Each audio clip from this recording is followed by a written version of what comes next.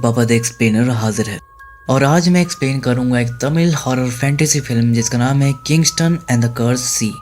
और ये इंडिया की पहली सी एडवेंचर हॉरर फिल्म भी है। तो चलिए बिना किसी देरी के जल्दी से वीडियो स्टार्ट करते हैं। तो तमिलनाडु का एक शहर है जिसका नाम है थूथुकुडी और ये मोस्टली समुद्र से घिरा हुआ है। सो मेनली जितने भी ट्रेड्स होते हैं वो सब समुद्र के रास्ते से ही होते हैं। सो ये मुंबई की तरह एक पोर्ट इंडस्ट्रियल सिटी है। अब यहाँ पर एक मछुआरों का गांव है जिसका नाम है थुवाथुर और ये कहानी इसी गांव की। तो कहानी की शुरुआत 1982 से होती है, जहाँ रात के समय सारे गांव वाले समुद्र के किनारे इकट्ठा हो रखे थे और उनके साथ एक पादरी भी था जो एक कास्केट के सामने खड़ा होकर बाइबल के वर्स पढ़ रहा था। और ये कास्केट जोर जोर से हिल रहा था, लेकिन उसके अंदर कोई जिंदा इंसान नहीं था बल्कि एक डेड बॉडी थी। इस गांव के सबसे इविल पर्सन की डेड बॉडी, जिसने की बहुत ही बुरे कर्म किए थे, इतने कि गुस्से में आकर गांव वालों ने उसे पीट पीट कर मार डाला था। लेकिन मौत के बाद वो एक इविल मॉन्स्टर बन चुका है और इस गांव को कर्स्ड कर दिया है, जिस वजह से पूरे गांव में मनहूसी सी छा रखी है। गांव में एक के बाद एक रहस्यमय तरीके से मौतें हो रही थी और हर तरफ सिर्फ डर का माहौल है। सो इसी कर्ज से छुटकारा दिलाने के लिए चर्च के फादर यहाँ पर आए हैं। उनका कहना था कि सब कुछ इस कर्स्ड बॉडी की वजह से हो रहा है और इस गांव को कर्ज से बचाना है तो हमें इसे सी बरियल देना पड़ेगा, यानी कि जल समाधि। वैसे सी बरियल यहाँ पर कुछ नया नहीं है, ये गांव का एक पुराना ट्रेडिशन है, लेकिन ये गांव के सबसे रिस्पेक्टेड इंसान को दिया जाता था। कोई सबसे प्योर हार्टेड इंसान जिसने अपनी लाइफ में काफी अच्छे कर्म किए हों, ऐसे इंसान को सी बरियल देने की प्रथा इस गांव में रही है। लेकिन मजबूरी में अब इस कर्ज से छुटकारा पाने के लिए ये लोग इस आदमी को सी बरियल दे रहे हैं जिसने बहुत ही बुरे कर्म किए हैं। अब इससे गांव से तो कर्ज हट जाएगा, लेकिन समुद्र जो है वो कर्ज हो जाएगा। इस कर्स्ड बॉडी के आसपास जितने भी सी क्रिएचर होंगे वो सब डेड क्रिएचर में बदल जाएंगे। इसके आसपास लाइफ बिल्कुल खत्म हो जाएगी। और क्योंकि इस भूत की दुश्मनी इन गांव वालों से है, सो ये लोग फिर इसके बाद समुद्र में नहीं जा सकते, नहीं तो वो भूत उन्हें मार देगा। सो फिशिंग का काम भी इन्हें छोड़ना होगा, जो कि यहाँ के लोगों को कतई मंजूर ना होता। लेकिन फिलहाल की स्थिति को देखते हुए ये लोग वही करते हैं जो चर्च के फादर कहते हैं। कब्रिस्तान से इस कास्केट को निकाल कर ये लोग यहाँ पर लेकर आते हैं और फिर बाकायदा सोने को पिघला कर इस पर एक सील लगाई जाती है। लेकिन इसी दौरान मौसम खराब हो जाता है और बिजली कड़कने लगती है और एक बिजली तो इनके गांव पर गिरती है, जिससे गांव में आग लग जाती है। फिर सारे गांव वाले इकट्ठा होकर आग को बुझाने में लग जाते हैं और फादर कुछ लोगों के साथ इस कास्केट को लेकर समुद्र में चले जाते हैं और रिचुअल कंप्लीट करते हुए इसको कहीं बीच समुद्र में छोड़ाते हैं। फिर गांव के कोस्टल एरिया पर ये लोग बैरिकेडिंग लगा देते हैं। अब उस टाइम पर तो सारे लोग फादर की बात मान लेते हैं, लेकिन जो ये काम अपने पूर्वजों के समय से करते आ रहे थे उसे कैसे छोड़ देते। केवल फिशिंग ही इनके रोजगार का एक जरिया था। सो इसीलिए इस रूल को तोड़ते हुए कुछ लोग रात के अंधेरे में फिशिंग करने जाते हैं, लेकिन वो कर्स्ट उन सबकी जान ले लेता है और फिर किनारे पर उनकी लाश मिलती है। अब हालात की गंभीरता को देखते हुए यहाँ की गवर्नमेंट खुद ही इस गांव में फिशिंग पर बैन लगा देती है। अब इनके एरिया में फिशिंग बैन लग गया था तो फिर ये दूसरे गाँव में चोरी छुपे रात में फिशिंग करने जाते हैं। लेकिन भाई वहाँ के लोग थोड़ी ना उन्हें अपने एरिया में फिशिंग करने देते हैं, वो लोग उन्हें पीट कर भगा देते हैं। तो थुवाथुर गाँव वालों के लिए हालात काफी बुरे हो चुके थे। उनके रोजगार का एक ही साधन था जो उनसे छीन चुका था। ज्यादा पढ़े लिखे लोग थे नहीं और फिशिंग और स्विमिंग के सिवा इन्हें कुछ आता भी नहीं था। उन्हें समझ ही नहीं आ रहा था कि करे तो क्या करे। और इन बुरे हालातों से तंग आकर ये लोग खुद की जान देने लगते हैं, फांसी वांसी लगा लेते हैं। अब कहानी यहाँ से 2009 में शिफ्ट होती है, जहाँ पर हम एक छोटे बच्चे को देखते हैं जिसका नाम किंग होता है। किंग के डैड की मौत जो है वो इसी कर्स्ड सी की वजह से हुई थी, जब वो इसमें मछली पकड़ने का ट्राई किए थे। अच्छा, किंग को भी अपने गाँव वालों से ये बातें पता थी कि उसका समुद्र कर्स्ड है, लेकिन उसे इस बात पर यकीन नहीं होता था। वो चाहता था कि समुद्र में जाकर वो सच्चाई का पता लगाए, लेकिन उसके दादा कभी भी इस बात की परमिशन उसे नहीं देते थे और उसे अक्सर अपने कोस्टल एरिया से दूर रहने के लिए कहते थे, ये कहकर कि सी कर्स्ड है। लेकिन किंग को सी के कर्ज होने वाली बात हजम नहीं हो रही थी। उसका कहना था कि पूरे थूथुकुडी में लोग दबाकर फिशिंग करते हैं, इनफैक्ट दूसरे गाँव के लोग भी फिशिंग करते हैं, सिर्फ हमारे गाँव पर ही फिशिंग बैन क्यों लगा है? आखिर क्यों हम अपने ही समुद्र तट से मछली नहीं पकड़ सकते? तब दादा उसको समझाते हैं कि समुद्र में जो भूत है उसकी दुश्मनी सिर्फ हम लोगों से है, हमारे गांव से है, इसलिए, और उसे पूरी कहानी सुनाते हैं। लेकिन किंग को अभी भी इन सब बातों पर यकीन नहीं आता, उसे तो ये सब बस कहानी लग रही थी। तभी इतने में थॉमस नाम का आदमी वहां पर आता है, जिसे गांव के लोग थॉमस अन्ना कहकर बुलाते हैं और उसकी यहाँ पर काफी रिस्पेक्ट थी, क्योंकि गाँव के सबसे मुश्किल वक्त में जब लोग बेरोजगारी से जूझ रहे थे तब थॉमस ही इन लोगों को रोजगार दिया था। लेकिन इन सब के पीछे थॉमस का बहुत बड़ा स्वार्थ छुपा था। असल में थॉमस एक गैंगस्टर है और गांव में फैली बेरोजगारी का फायदा उठाकर वो उनसे स्मगलिंग का काम करवाता है और इसीलिए वो किंग से भी आकर बात करता है। वो कहता है कि जो गलती तुम्हारे पिता ने करी वो गलती तुम मत करो, अपने गांव के समुद्र तट से दूर रहो, उसे भूल जाओ और मेरे साथ काम करो, खूब सारे पैसे कमाओ और अपनी लाइफ को बदलो। वो किंग को एडवांस में पैसे देकर कहता है कि जब तुम्हारी मूछें आ जाएंगी, मतलब जब तुम बड़े हो जाओगे, तो फिर मेरे साथ काम करने आ जाना। लेकिन किंग भी कहाँ कम था। वो तो ये सोच रहा था कि खूब सारे पैसे कमाकर अपनी खुद की एक बोट खरीदेगा, जिससे वो बीच समुद्र में जाकर कर्ज की सच्चाई का पता लगाएगा और वहां से मछली पकड़ कर लाएगा और लोगों को दिखाएगा। और कर्ज की बात को मिथ से भी बड़ा क्राइम लॉर्ड बन चुका था। पूरे थोथोगुडी में जितने भी ट्रेड्स होते थे, चाहे वो लीगल हो या इलीगल, सब पर थॉमस का कंट्रोल था।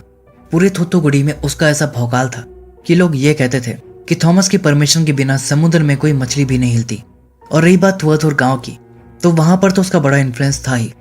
गांव में जब किसी की मौत भी होती थी तो फैमिली की मदद करने के लिए वो अपने आदमियों से उनके लिए पैसे तक भिजवाता था। तो जस्ट अभी गांव में किसी की डेथ हुई थी, तो थॉमस उसकी फैमिली को पैसे भिजवा देता है। अच्छा, किंग की भी अब दाढ़ी मूछें आ चुकी थी, यानी कि वो बड़ा हो चुका था और वो थॉमस के लिए काम करता था। और ये जो पैसे थे वो किंग को इस फैमिली तक पहुंचाने थे। अब एक तरफ उसके दोस्त लोग भी उसका वेट कर रहे थे कि किंग अभी तक पैसे लेकर क्यों नहीं आया। वहीं दूसरी तरफ किंग जो है वो उसी पैसों से बैठकर पत्ते खेल रहा था, क्योंकि उसे पैसे बढ़ाने थे। और किंग की यहाँ पर एक खासियत थी कि वो गैमलिंग में माहिर था, वो कभी भी हारता नहीं था। और इस बार भी वो पैसे जीत कर ही निकलता है और तब आकर वो उस फैमिली वालों को पैसे देता है। लेकिन जो पैसे उसने जीते थे वो अपने पास रख लेता। लेकिन किंग की जो गर्लफ्रेंड थी, जिसका नाम रोज होता है, उसे किंग की हरकतों के बारे में पता था, जो कि उसे बिल्कुल भी पसंद नहीं थी। और वो उसे अपने पास कुछ पैसे रखते हुए देख भी लेती है। रोज इसे काइंड ऑफ चोरी का नाम देती है और उस पर गुस्सा करने लगती है कि तुम्हें जरा भी शर्म नहीं है, बस पैसों से मतलब है तुम्हें। और उसे सही गलत का पाठ पढ़ाने लगती है कि ये सब तुम गलत कर रहे हो, सुधर जाओ। लेकिन किंग को बस एक ही बात सही लगती थी कि जल्द से जल्द उसे ढेर सारे पैसे जमा करके खुद के लिए एक नाव खरीदनी है, जिससे वो बीच समुद्र में जाकर कर्ज का पर्दा फाश करेगा। इसलिए वो उसकी बातों पर ध्यान नहीं देता। दूसरी तरफ किंग के दादा को एक सपना आता है, जिसमें कि वो देखते हैं कि किंग बोट लेकर बीच समुद्र में चला गया था और फिर वो एक तूफान में फंस जाता है। उसी दौरान एक घोल जैसा क्रिएचर और ढेर सारी फीमेल ज़ॉम्बीज उस पर अटैक कर देती हैं और इतने में उसके दादा की नींद टूट जाती है। किंग के दादा को यह सपना अक्सर आता था और इस सपने को वो फ्यूचर से रिलेट करते थे, मानो जैसे भविष्य में होने वाली कोई घटना है जो कि उन्हें सपने के रूप में दिखाई देती है। लेकिन वो भगवान से हमेशा यही मनाते रहते थे कि ये कभी सच ना हो। अब इसके बाद हम किंग और उसके दोस्तों को देखते हैं, जो कि काम खत्म करने के बाद रात में बैठकर दारू पार्टी कर रहे थे। तभी किंग के दादा उसके लिए खाना लेकर आते हैं।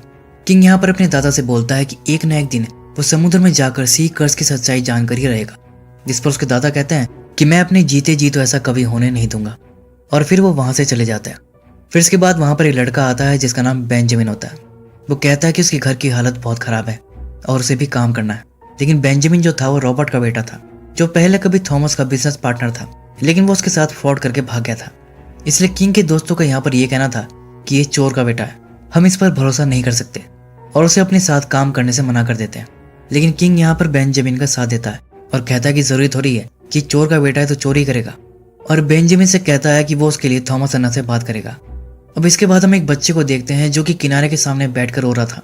उसकी बहन जो थी वो गायब हो गई थी और वो उसी को याद करके रो रहा था कि अक्का तुम कहाँ चली गई। और तभी किनारे पर उसे अपनी बहन की लाश पड़ी मिलती है। वो बच्चा दौड़कर अपनी बहन को देखने जाता है और फिर रोते हुए अपनी माँ को आवाज लगाने लगता है कि तभी इतने में उसकी मुर्दा बहन उसका पैर पकड़ लेती है और फिर जब वो पलटती है तो वो किसी ज़ॉम्बी की तरह दिखाई दे रही थी। लेकिन फिर अगले ही पल हमें पता चलता है कि ये तो असल में एक सपना था जो कि किंग का दोस्त गॉडसन दिख रहा था। वो बच्चा जो था वो गॉडसन ही था और वो लड़की उसकी बहन थी जो सालों पहले गायब हो गई थी। और फिर एक दिन उसे अपनी बहन की लाश किनारे पर मिली थी। अच्छा, इस गांव में सी कर्ज के अलावा भी एक अजीब चीज है। हर महीने कोई ना कोई लड़की गायब हो जाती है और फिर उसकी लाश समुद्र के किनारे से मिलती है। गॉडसन की बहन के साथ भी कुछ ऐसा ही हुआ था। गॉडसन आज तक उस हादसे को भुला नहीं पाया है और इसलिए उसे इस तरह के सपने आते रहते हैं। खैर, अगली सुबह बेंजामिन गॉडसन के घर आता है क्योंकि आज ये लोग उसे थॉमस से मिलवाने ले जाने वाले थे। ये लोग उसे लेकर थोथोगुडी के बंदरगाह पहुंचते हैं, जहां पर वो उसे थॉमस से मिलवाते हैं। लेकिन थॉमस अन्ना का कहना था कि इसकी क्या गारंटी है कि ये भी अपने पिता की तरह फ्रॉड नहीं करेगा। जिस पर किंग कहता है कि अन्ना मेरी गारंटी है, आपको शिकायत का मौका नहीं मिलेगा। तब जाकर थॉमस बेंजामिन को काम पर रख लेता है और फिर ये लोग उसे अपने साथ ले जाकर काम सिखाते हैं। और अब हमें पता चलता है कि ये लोग काम क्या करते हैं। ये लोग सी कुकुम्बर की स्मगलिंग करते थे। खीरे जैसा दिखने वाला इस समुद्री प्राणी जो समुद्र में हेल्दी इकोसिस्टम मेंटेन करने में काफी इंपॉर्टेंट रोल निभाता है। इसलिए इंडियन गवर्नमेंट ने 2001 से ही इसकी फिशिंग और एक्सपोर्ट पर कंप्लीट बैन लगा रखा है। इसके बावजूद चोरी छुपे इसकी स्मगलिंग चलती है क्योंकि इंटरनेशनल मार्केट में इसकी भारी डिमांड रहती है, लाइक चाइना वगैरह। वहाँ लोग इसको खाते हैं और ये काफ़ी एक्सपेंसिव फूड में आता है। अब श्रीलंका में इसका ट्रेड लीगल है, सो इंडियन स्मगलर्स इलीगल तरीके से इसे श्रीलंकन स्मगलर को एक्सपोर्ट कर देते हैं, जिसे वो लीगली चाइनीज मार्केट में सेल कर देते हैं। सो इस तरह से इसके लीगल और इलीगल ट्रेड्स चलते हैं। किंग का ग्रुप भी बेंजामिन के साथ इसी ट्रेड को करने रात के समय में श्रीलंका बॉर्डर पर जाते हैं। लेकिन काम करते करते बेंजामिन को काफी एक्सपीरियंस हो गया था और वो काफी स्मार्ट निकलता है। इस बार बॉक्स का वेट देखकर उसे कुछ गड़बड़ लग रही थी। उसका कहना था कि सी कुकुम्बर का वेट इतना होता ही नहीं, बॉक्स का वेट ज्यादा लग रहा है, इसमें कुछ और भी है, और बॉक्स को खोलकर चेक करने के लिए कहता है। लेकिन किंग थॉमस अन्ना के लिए लॉयल था, वो उसे झापड़ मार देता है कि थॉमस अन्ना का बॉक्स चेक करने की बात करता है, अपनी हद में रह और चुपचाप अपना काम कर बस। तब इतने में श्रीलंका वाली बोट भी आ जाती है। डील के लिए बेंजामिन को ही भेजा जाता है। फिर बेंजामिन मुंह पर कपड़ा बांधकर पानी में छलांग मार देता है और श्रीलंका वाली बोट में जाकर उन्हें एक सीक्रेट देता है, जिसके अंदर डील का कोड वर्ड लिखा था। उसे देखकर वो टॉर्च दिखाकर ओके कर देते हैं। बस फिर क्या था, दोनों अपनी नाव सटाते हैं और माल की हेरा फेरी करने लगते हैं। लेकिन तभी वहां पर पुलिस की बोट भी आ जाती है। रंगे हाथों पकड़े जाने पर पुलिस उन्हें सरेंडर करने को कहती है, लेकिन वो लोग वहां से भागने लगते हैं, जिस पर पुलिस उन पर फायरिंग करने लगती है, जिनसे बचकर सब अपने कॉकपिट में चले जाते हैं। लेकिन बेंजामिन दूसरे बोट में था और वो बाहर ही छूट गया था। पुलिस की तरफ से लगातार फायरिंग चल रही थी, जिससे वो पैनिक कर जाता है और वापिस अपनी बोट में जाने के लिए वो पानी में छलांग मार देता है। किंग भी ये देख लेता है कि बेंजामिन मुसीबत में है, वो भी उसको बचाने के लिए पानी में कूद जाता है। लेकिन इससे पहले कि वो बेंजामिन तक पहुंचता, गोली उस तक पहुंच जाती है। अपनी जान पर खेलकर किंग उसे वहां से निकाल तो लाता है, लेकिन बेंजामिन के गर्दन में गोली लगी थी। वो उनके सामने ही तड़प तड़प कर अपना दम तोड़ देता है और वो लोग उसके लिए कुछ भी नहीं कर पाते। सबको इस बात का काफी अफसोस होता है, खासकर किंग को। उसे तो खुद पर काफी गुस्सा भी आ रहा था, लेकिन एक बात पर हैरानी भी हो रही थी कि आखिर पुलिस इतना एग्रेसिव क्यों थी जो गोली वोली चला दी। कहीं बेंजामिन का शक सही तो नहीं। फिर जब वो बॉक्स खोलकर चेक करता है, तब उसे बहुत ही शॉकिंग बात पता चलती है कि सी कुकुम्बर के साथ थॉमस इनसे ड्रग की स्मगलिंग भी करवाता है, जिसे वो सी कुकुम्बर्स के अंदर छुपाता है। बस फिर क्या था, थॉमस अन्ना की सच्चाई पता चलते ही किंग उससे बगावत कर देता है और कहता है कि वो गांव वालों को उसकी सच्चाई बता देगा और अब आगे से कोई उसके साथ काम नहीं करेगा। जिस पर थॉमस कहता है कि गांव के लोग मेरी तरफ से लॉयल हैं, वो लोग तुम्हारी बात नहीं मानेंगे। फिर बेंजामिन के फ्यूनरल पर भी वो अपनी आदमियों से पैसे भिजवाता है, लेकिन किंग उन्हें पैसे देना नहीं देता और झगड़ा करके भगा देता है। लेकिन फिर रात में किंग को नींद नहीं आती, वो अभी भी समुद्र में जाने के बारे में सोच रहा था। यही सब सोचते सोचते वो उसी कहानी को याद करने लगता है जो उसके दादा ने उसको सुनाई थी। कहानी फिर से फ्लैशबैक में जाती है, यानी कि 1982 में। इस कहानी से हमें ये पता चलेगा कि असल में वो आदमी कौन था जिसकी बॉडी को सी बरेल दिया गया था और आखिर उसने ऐसा कौन सा बुरा काम किया था। यहाँ पर हमें एक और बात पता चलती है कि किंग के दादा, जिनका नाम मार्टिन है, वो उसके रियल दादा नहीं है। उसके रियल दादा का नाम सोलोमन है। मार्टिन तो एक अनाथ बच्चा था जिसे सोलोमन ही गोद लिया था। उस समय सोलोमन गांव का मुखिया हुआ करता था। अब उन दिनों सी कुकुम्बर्स की फिशिंग पर बैन नहीं था, सो ज्यादा कमाई के लिए ये लोग सी कुकुम्बर्स की फिशिंग भी स्टार्ट कर दिए थे। लेकिन फिर एक एक करके इनकी मौतें होने लगी, जिससे परेशान होकर सब सोलोमन के पास गए। उसने कहा कि वो इसका कोई सोल्यूशन ढूंढेगा और फिर अपने फ्रेंड बो से जाकर बात किया और उसे सारा मैटर बताया कि गांव वालों ने सी कुकुम्बर की फिशिंग स्टार्ट की है, लेकिन ये काफी गहराई में पाए जाते हैं, सो इसके लिए पर्ल डाइविंग स्किल भी आनी चाहिए, लेकिन पानी में ज्यादा देर तक सांस रोकना या अंडर वाटर प्रेशर को हैंडल करना, जो कि इन्हें ठीक से नहीं आता और इसीलिए फिशिंग के दौरान इनकी मौत हो रही है। जबकि हमारे पूर्वज इसमें माहिर थे, लेकिन आज की ये पीढ़ी ये स्किल भूल गई है। अब बॉस को भी पर्ल डाइविंग आती थी क्योंकि वो फौज में रह चुका था, लेकिन अब वो बूढ़ा हो चुका था, इसलिए ट्रेनिंग देना उसके लिए पॉसिबल नहीं था। लेकिन गांव का टीचर एंथनी इस स्किल में माहिर था, इसीलिए वो बॉस को एंथनी से बात करने के लिए कहता है, क्योंकि बॉस ने उसे सिखाया था, तो अपने गुरु की बात वो नहीं टालेगा। फिर जब बॉस एंथनी के घर उससे बात करने जाता है तो एंथनी मना कर देता है। उसका कहना था कि फिर मेरे पीछे मेरी बेटी का ध्यान कौन रखेगा, जिस पर बॉस उसे प्रॉमिस करता है कि उसकी बेटी का ध्यान वो रखेगा और उसे अपनी ही बेटी की तरह रखेगा। तब जाकर एंथनी तैयार होता है, लेकिन फिर एंथनी भी समुद्र से जिंदा नहीं लौटता, बल्कि वहां से उसकी लाश आती है। सोलोमन और बॉस को तो यकीन ही नहीं होता कि ये कैसे हो सकता है, इतना प्रोफेशनल डाइवर भी कैसे मर गया। अब तो सोलोमन को समुद्र में ही कुछ गड़बड़ लग रही थी कि कहीं समुद्र शापित तो नहीं। लेकिन फिर कुछ टाइम के बाद सच्चाई सामने आती है, जहाँ पर सोलोमन इन सब मौतों का जिम्मेदार बॉस को बताता है और उसे सबके सामने एक्सपोज करते हुए कहता है कि बॉस के पास से सोना मिला है। और फिर वो बहुत ही शॉकिंग बात रिवील करता है कि बॉस चुपके से यहाँ के मछुआरों को टॉर्चर करता है और उन्हें फोर्स करके समुद्र की गहराई से सोना निकलवाता है। लेकिन हर कोई इतने डीप प्रेशर को हैंडल नहीं कर पाता, इसीलिए कुछ लोग मारे भी जाते थे। अपनी ग्रीड को पूरा करने के लिए बॉस सबकी लाइफ को रिस्क में डालकर उनसे ही काम करवा रहा था। और जब एंथनी को उसकी सच्चाई का पता चल गया तो बॉस ने उसको भी मार दिया और इसीलिए वो बॉस को पीट पीट कर सब गांव वालों के सामने उसका इंसाफ करने लाया है। बस फिर क्या था, गुस्से में आकर गांव वाले अधमरे पड़े बॉस पर टूट पड़ते हैं और उसे पीट पीट कर खत्म कर देता है। लेकिन मरने के बाद भी बॉस की ग्रीड शांत नहीं हुई थी। उसकी आत्मा इस दुनिया को छोड़कर नहीं गई और बदला लेने लौट आई। उसके ग्रीड और गुस्से को शांत करने के लिए ही उसी के सोने को पिघलाकर उसके कास्केट पर सील लगाई गई थी। और फिर इसके बाद जो हुआ वो तो हम जानती हैं। Now back to the present time, जहाँ पर हम रोज को देखते हैं जो कि अपने घर में अकेली होती है कि तभी अचानक से लाइट चली जाती है और उसे कुछ आवाज़ें सुनाई देती हैं जिससे रोज बहुत डर जाती है। लेकिन इससे पहले कि वो कुछ समझ पाती, कोई आकर उसे पकड़ लेता है। दूसरी तरफ किंग अभी भी बैरिकेड के पास खड़ा होकर अपनी सोच में खोया पड़ा था। तभी वो देखता है कि कुछ लोग किसी को नाव में डालकर उसे समुद्र में डाल रहे थे। किंग और उसके दोस्त जाकर उन्हें रोक देते हैं और तब किंग देखता है कि ये तो रोज थी और इसे किडनैप करने वाले कोई और नहीं बल्कि थॉमस के लोग थे। जब ये लोग इनसे पूछते हैं कि तुम लोग ये रोज के साथ क्या कर रहे थे, तब वो लोग रिवील करते हैं कि ये एक तरह का रिचुअल है।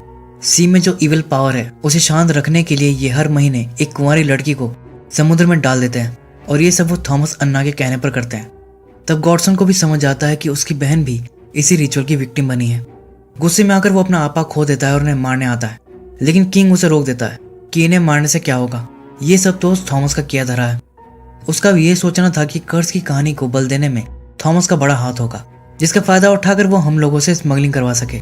अब उसे कर्ज की बात कोरी अफवाह लग रही थी और अब वो अपने दादा की बात भी नहीं सुनता कि दादा तुम भी मुझे फालतू कहानी सुनाकर समुद्र से दूर रखे और थॉमस अन्ना के पास काम करने भेज दिए। लेकिन अब मैं नहीं रुकने वाला, अब तो मैं समुद्र में जाकर ही रहूंगा। उसकी जिद के सामने अब उसके दादा भी कुछ नहीं बोल पाते। लेकिन किंग के पास अपनी बोट तो थी ही नहीं, तो समुद्र में कैसे जाता। तो इसीलिए वो थॉमस की बोट चुराने की सोचता है। थॉमस के आदमी लोग उसे रोकने की पूरी कोशिश करते हैं, लेकिन किंग बोट चुरा ही लेता है। जब ये बात वो थॉमस अन्ना को बताने के लिए कॉल करते हैं तो फोन किंग ही उठाता है और यहाँ पर रिवील होता है कि किंग थॉमस को पहले ही किडनैप करके इसी बोट में डाल दिया था। और फिर किंग अपने दोस्तों के साथ इस सी कर्स के मिथ को तोड़ने निकल जाता है। लेकिन फिर रास्ते में एक रूम से आवाज आने लगती है जिससे वो लोग डर जाते हैं कि लगता है कि कर्स की बात सच है, बोट में कोई भूत घुसाया है। लेकिन असल में उस रूम के अंदर रोज होती है, वो भी किंग को ज्वाइन करने आई थी। पहले तो किंग उसे मना करने लगता है कि इसमें रिस्क हो सकता है, लेकिन रोज के जिद करने पर वो मान जाता है और फिर इसके बाद सफर आगे बढ़ता है। तो अभी तक तो सब सही चल रहा था। तभी इतने में किंग के एक दोस्त से कोई पुराना लैंप टूट जाता है। फिर किंग जब बाहर जाता है तो उसके पैर में कांच के टुकड़े घुस जाते हैं। किंग उस कांच के टुकड़े को निकालकर समुद्र में फेंक देता है और फिर उसकी नजर लैंप से निकले पेपर्स पर पड़ती है और वो उन पेपर्स को देखने लगता है। लेकिन उसके खून से सने कांच के टुकड़े के समुद्र में जाने से अजीब चीजें होना शुरू हो जाती हैं। उन्हें अब किसी बोट का हॉर्न सुनाई देता है। गॉडसन दूरबीन से देखता है तो दूर उन्हें एक बोट दिखाई देती है, लेकिन फिर अगले ही पल वो गायब हो जाती है। फिर उन्हें अलग अलग डायरेक्शन से हॉर्न की आवाज सुनाई देती है और अब वो बोट उन्हें कभी दिखाई देती तो कभी गायब हो जाती, क्योंकि वो एक भूतिया बोट थी। तभी अचानक मौसम भी खराब हो जाता है और तेज बारिश होने लगती है और तभी वो क्या देखते हैं कि ये समुद्र तो हजारों ह्यूमन स्केलेटन से भरा पड़ा है। तब जाकर इन्हें यकीन आता है कि ये जगह सच में शापित है। तभी समुद्र में तूफान भी आ जाता है और अब ये लोग बुरी तरह फंस चुके थे। इसी दौरान जोर से बिजली कड़कती है जिसकी तेज लाइट से किंग की आंखें चौंधिया जाती है और बैलेंस खोकर कॉकपिट से बाहर जा गिरता है। फिर तूफान से बचने के लिए वो एक रस्सी पकड़ लेता है और उसी से लटक जाता है। इसी दौरान एक बड़ी सी लहर इनकी बोट से टकराने वाली होती है। जैसे तैसे वो इस लहर से बच तो जाते हैं, लेकिन इस दौरान काफी तेज धक्का लगने की वजह से सब गिर गार कर बेहोश हो जाते हैं। फिर जब उन्हें होश आता है तो उन्हें पता चलता है कि इनका एक दोस्त गायब था, जो कि अगले ही पल उन्हें एक कोने में बैठा दिखाई देता है और वो काफी डरा सहमा सा लग रहा था। तो वो लोग उसको देखने जाते हैं कि तुम्हें क्या हुआ, जिस पर वो उन्हें दिखाता है कि उसे एक खून से सनी खोपड़ी मिली है और उसके अंदर से लगातार खून निकल रहा था, जिससे ये लोग बहुत डर जाते हैं। दूसरी तरफ किंग के दादा को पता चल गया था कि वो कर्ज का पता लगाने समुद्र में चला गया है, तो उसे बचाने के लिए उसके दादा भी बोट लेकर समुद्र में चले जाते हैं। इधर ये लोग अब यहाँ से निकलना चाह रहे थे, लेकिन अब ये रास्ता भटक चुके थे और अब इनके नेविगेशन डिवाइसेस भी काम करना बंद कर दिए थे। फिर एक अजीब सी धुंध उनका रास्ता घेर लेती है, जिससे पास होते ही ये काइंड ऑफ किसी दूसरे रियल में चले जाते हैं, जहाँ रोज को एक मछली मिलती है। लेकिन वो मछली असल में एक मॉन्स्टर थी। रोज उससे बहुत डर जाती है। तभी किंग आकर उसे संभालता है कि सब ठीक है, वो क्रिएचर चला गया। लेकिन फिर किंग को पता चलता है कि उनका जो सबसे डरपोक वाला दोस्त था, जिसे वो खोपड़ी मिली थी, वो फिर से गायब हो गया था। असल में वो डर के मारे बेसमेंट में चला गया था और एक्सीडेंटली उसी रूम में बंद हो गया था जहाँ थॉमस और उसके आदमी लोगों को भी बांध कर रखा गया था। फिर किंग भी उसे ढूंढता हुआ बेसमेंट की तरफ चला जाता है। जब उसे पता चलता है कि किंग उसे लेने आया है तो वो दरवाजा पीटने लगता है और कहता है कि भाई मुझे यहाँ से बाहर निकाल। लेकिन वहां पर अजीब चीजें भी हो रही थी। सभी रूम से ही नॉकिंग साउंड आ रही थी, जिससे किंग कंफ्यूज हो जाता है। उसे पता ही नहीं चल पा रहा था कि उसका दोस्त कौन से रूम में है। तो वो रैंडमली एक दरवाजा खोल कर देखता है, लेकिन उसमें उसका दोस्त नहीं बल्कि एक ज़ॉम्बी टाइप मॉन्स्टर था जो किंग को हॉन्ट करता है। और फिर अगले ही पल वो अंधेरे में गायब हो जाता है। तभी किंग को पीछे से नॉकिंग साउंड आती है। इस बार जब वो डोर खोलता है तो फाइनली उसे अपना दोस्त मिल जाता है और वो इतना डरा हुआ था कि डोर खुलते ही वो वहां से निकल कर ऊपर भाग जाता है। फिर इसके बाद किंग वापस जाकर बोट संभालता है और तभी उन्हें कोई आवाज सुनाई देती है, जैसे कोई लत से उनकी बोट पर कूदा हो। वो जाकर देखते हैं तो वहां पर कोई आदमी पड़ा था और वो कहाँ पर था। फिर किंग जब उस आदमी को देखने जाता है तो शॉकिंगली वो उसके दादा निकलते हैं। असल में किंग के दादा भी कर्ज से मारे गए थे। उधर गांव वालों को किनारे पर उनकी लाश मिलती है और ये जो है उसके दादा का कर्ज वाला वर्जन है। तभी पानी में से एक ज़ॉम्बी बाहर निकलता है जो उसके दादा को क्लेम करने आया था और उन्हें अपने साथ लेकर वापस पानी में चला जाता है।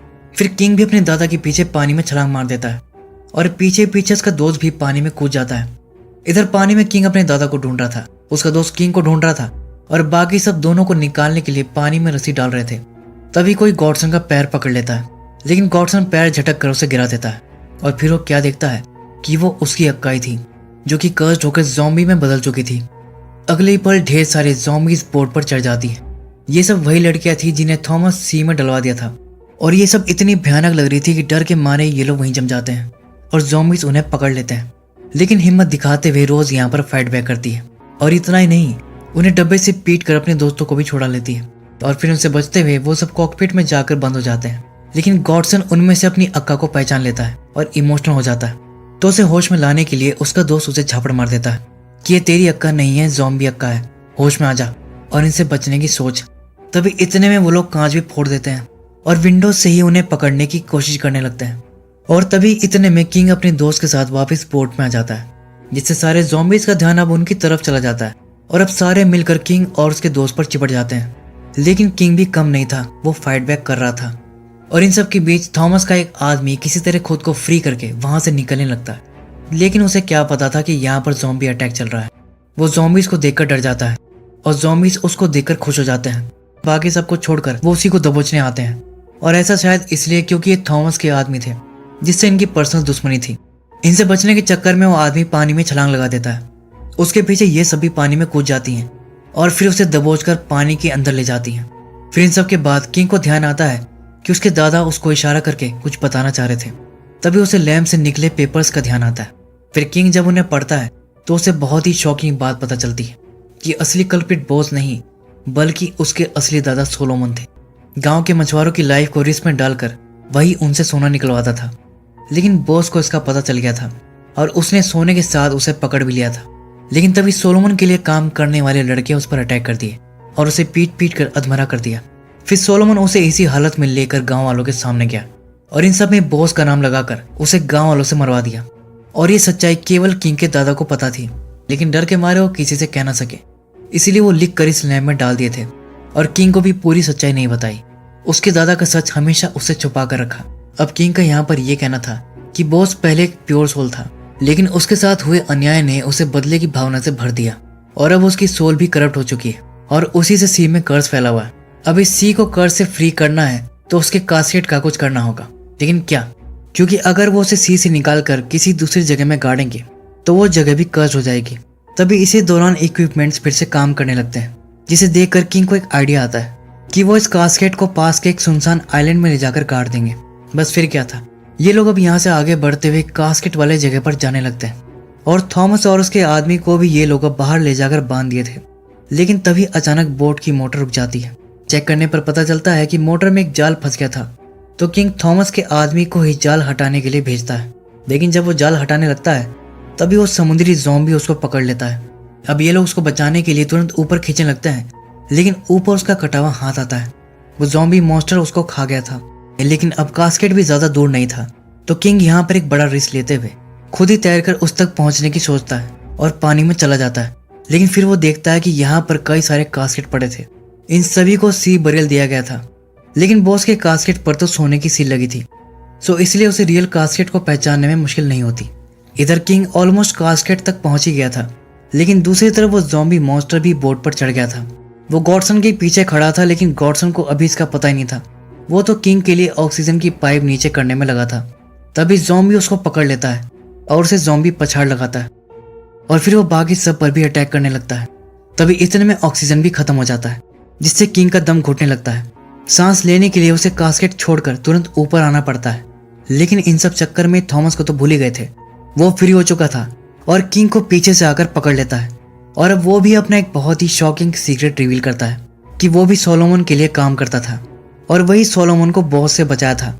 लेकिन फिर जब उसने इस काम के लिए सोने में 10% की डिमांड की तो सोलोमन ने साफ मना कर दिया। बस फिर क्या था, थॉमस ने बाकी लड़कों के साथ मिलकर सोलोमन को ही खत्म कर दिया और उसका सारा सोना भी लूट लिया, इंक्लूडिंग उसकी सोने की चेन भी, जिसे वो आज भी अपने गले में पहनता है।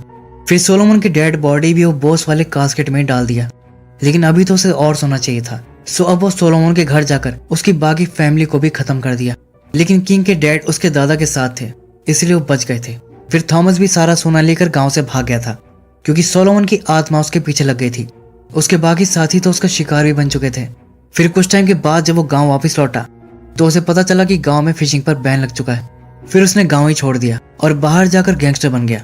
और वो ये भी बताता है कि हर महीने वो लड़कियों को सेक्रीफाइस इसलिए करता था क्योंकि रिचुअल के वक्त वो नोटिस किया था कि एंथनी की बेटी जब कास्केट को हाथ लगाई थी तो वो कुछ टाइम के लिए शांत हो गया था, क्योंकि बॉस ने उसे अपनी बेटी की तरह माना था। सो इसीलिए कर्ज को शांत रखने के लिए वो हर महीने एक कुंवारी लड़की को समुद्र की बलि चढ़ा देता था, ताकि कर्ज शांत रहे और वो समुद्र में अपना काम ठीक से कर पाए। अब क्योंकि किंग रोज का सेक्रीफाइस रोक दिया था, इसलिए कर्ज का असर कम नहीं हुआ था और इसीलिए जब किंग के दादा सी में गए तो कर्ज ने उन्हें क्लेम कर लिया। खैर ये सब बताकर थॉमस किंग को मारने वाला होता है, लेकिन तभी अचानक वो समुद्र से उस जगह पहुंच जाते हैं जहां थॉमस ने सोलोमन को मारा था और ये सब सोलोमन की आत्मा ही कर रही थी। तभी सामने से कार आती है जिसमें से सोलोमन निकलता है। वो किंग को थॉमस से छुड़ा लेता है और सेम लॉकेट को कंट्रोल करके उसे फोर्स के साथ अपनी तरफ खींचता है, जिससे थॉमस की गर्दनी कटकर अलग हो जाती है।